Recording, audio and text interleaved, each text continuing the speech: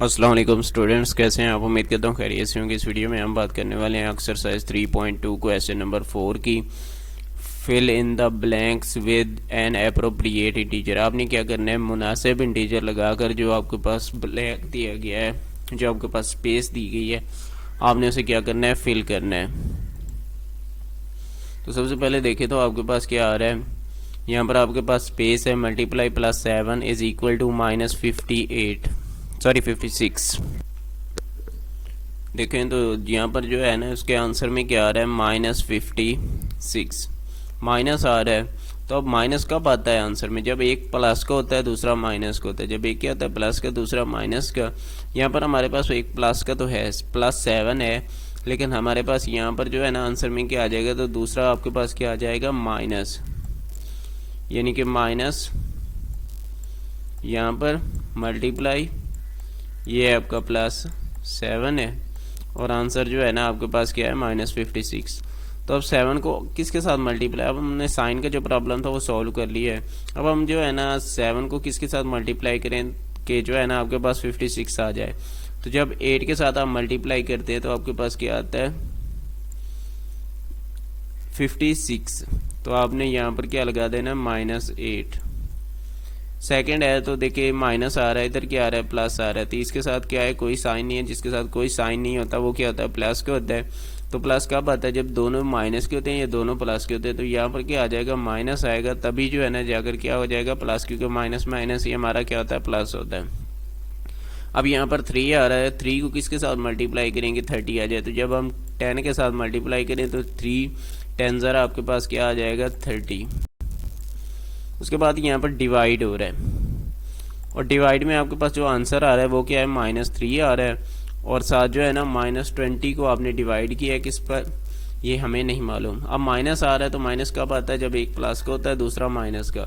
अब देखिए हमारे पास 21 के साथ तो माइनस है, तो दूसरा क्या है, हमारे पास प्लस होगा, तो इसलिए हम तभी माइनस आएगा ना। तो हमने क्या करना है, यहाँ पर एक तो प्लस लगा देंगे।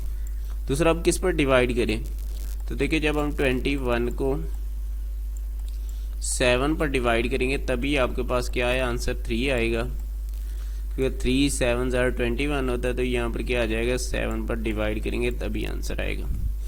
उसके बाद है यहाँ पर देखें तो 60 है, 60 के साथ कोई साइन नहीं है तो प्लस है, और 12 भी प्लस है। तो यहाँ पर साइन जब सेम होते हैं तभी प्लस आता है। तो यहाँ तो एक बात ये हो गई कि प्लस आएगा। और दूसरा साथ ही आप याद रखें, अब हमारे पास जो आंसर है ना वो क्या है, 60 है। डिवाइड हमने किस पर किया है, 12 पर। हमने बताना है कि यहाँ पर जो आपका डिवाइड एंड है, जो नंबर डिवाइड हुआ है वो कौन सा नंबर है।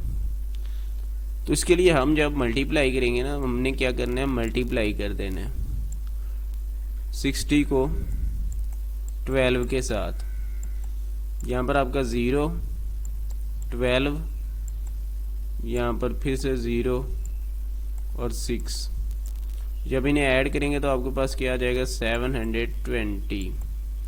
0 2 और 6 और 1 7, तो 0 क्या आ जाएगा, 720। तो कौन सा वो नंबर होगा, 720 यहाँ पर आ जाएगा। लेकिन जब आपको यहाँ पर नंबर दिया गया हो ना, यानी कि डिवाइड के बाद वाला नंबर दिया गया होगा, तो तब आपने क्या करना है, इन दोनों को आपस में मल्टीप्लाई कर देना है। और अगर जो है ना पहले दिया गया तो तब आपने क्या करना है, डिवाइड कर देना है। जैसे कि इधर पहले दिया हुआ था तो हमने क्या किया, डिवाइड किया है, और इधर जो है ना बाद में दिया गया तो हमने क्या कर दिया, मल्टीप्लाई। अब यहाँ हमारे पास है 121 है, और साथ मल्टीप्लाई, ये स्पेस है, और आगे 0 आ रहा है।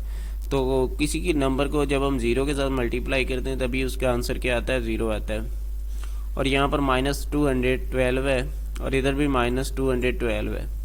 तो सबसे पहले तो देखिए दोनों के साथ माइनस है, तो माइनस कब आता है, जब एक माइनस को दूसरा प्लस को। तो यहाँ क्या आ जाएगा, फिर से प्लस, जैसे कि इससे ऊपर वाला क्वेश्चन था। और डिवाइड करना है तो डिवाइड हम 1 पर करेंगे तभी इसका आंसर क्या आएगा, 212 आएगा, अदरवाइज 212 नहीं आ सकता।